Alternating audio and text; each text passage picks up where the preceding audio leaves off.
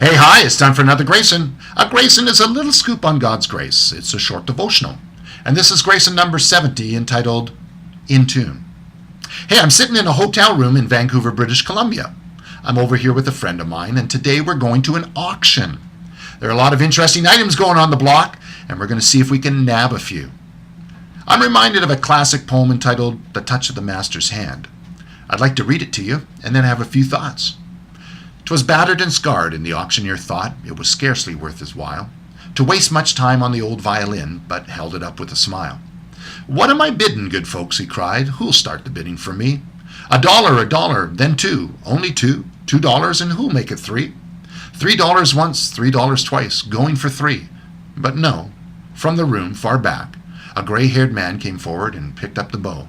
Then, wiping the dust from the old violin and tightening the loose strings, he played a melody pure and sweet as caroling angel sings.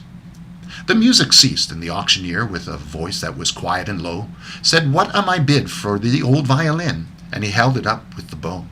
$1,000, and who'll make it two? 2,000, and who'll make it three? 3,000 once, 3,000 twice, and going and gone, said he. The people cheered, but some of them cried, "We do not quite understand what changed its worth." Swift came the reply, "The touch of the Master's hand." And many a man with life out of tune and battered and scarred with sin is auctioned cheap to the thoughtless crowd, much like the old violin. A mess of pottage, a glass of wine, a game, and he travels on. He is going once, he is going twice, and he's going and almost gone. But the Master comes, and the foolish crowd never quite understand the worth of a soul and the change that's brought by the touch of the Master's hand. You know what? Jesus, 2,000 years ago, came to this earth and did a work for all mankind. You see, God has always seen value in you and me.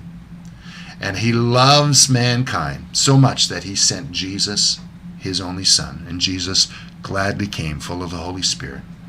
Man, this was thought of before we were even created. God had this plan. You know what? You are very, very valuable. You might feel that you've been bruised and knocked around in life, and maybe you're a little dusty and dirty, but God sees you as something beautiful and valuable. Jesus has done a finished work for you. God has touched your life with his grace. Would you believe that?